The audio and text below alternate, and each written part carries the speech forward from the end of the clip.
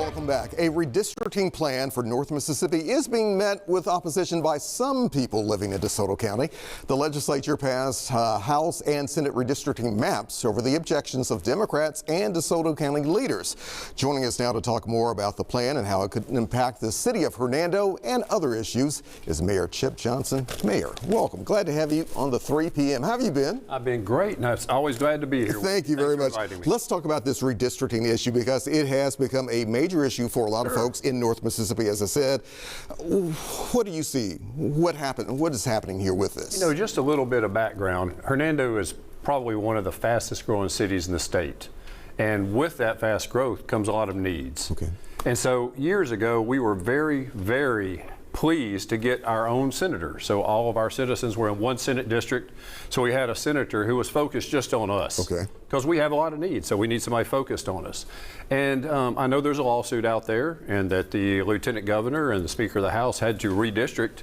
I just wish they weren't redistricting Hernando because we have we just worked so hard to get where we are. And I think that stretching our senator out amongst 5 counties is going to take the focus off of us.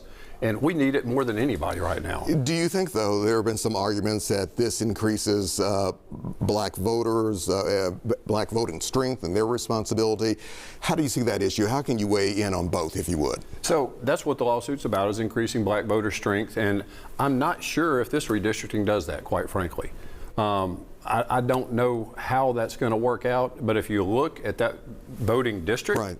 That voting district voted for President Trump in the last election. So I'm not sure how that's going to work out. Do you think this is, though, headed straight to the courts?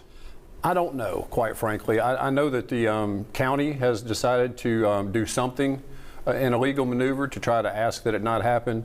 Our board and me have asked everybody we could talk to please not split up Hernando. Right. That's our focus, is just don't split up Hernando. I wanted to read here, I know the DeSoto County Board of Supervisors just Tuesday published a statement on social media saying it had hired outside counsel to pursue legal options related to the Senate redistricting plan. Surprised by that? Something you support or not? I think we do support that. They're not trying to necessarily say it doesn't need to be done. They're saying let's do it a different way. This is splitting up Hernando, and it's probably not going to be the right thing to do. Mayor, let's also talk about another issue facing especially the state of Mississippi when it comes to tax reform that I know a lot of folks are trying to push. Yeah. Is it the right thing for Hernando, for example? I think any time you talk about reducing income taxes and reducing grocery taxes, it's the right thing for any community. We just have to find a way to keep doing the things the citizens want within those constraints when you lose the revenues. But I do think if we move the income tax down or get rid of it completely, it's going to be a lot easier on people's pocketbooks that live in Hernando or might want to move to Hernando and maybe aren't moving there because there's an income tax. Are we talking about this impacting sales tax, gasoline tax? Yes, so the House bill was going to impact all of those things. I'm not sure where the House and Senate are going to get together, but we do have a problem with our roads. We all know that I-55 going through South Haven and Horn Lake and on down into Hernando. I drove through about a week or two ago. It needs to be widened. I got in a traffic jam on the way here and was almost late. But to widen it, we're going to have some funds. And our gas tax and the funding for MDOT has been the same since the 80s. We've got to find some way to fund it, and the gas tax may be the way to do that. I'm not sure. One last thing I want to definitely talk to you about, park enhancements for the city of Hernando. You folks are kind of really taking this to a big, higher level, are you not? Well, we have known for a long time that we needed better parks in Hernando, and I've always been an advocate for that.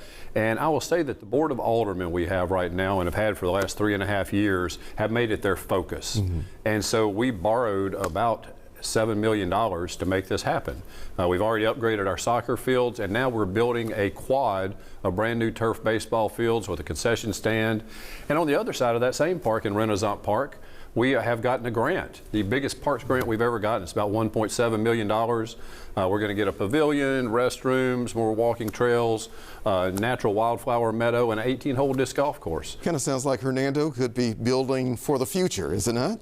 We are building for the future, and we're trying to live up to our moniker as the healthiest town in Mississippi. I like that a lot.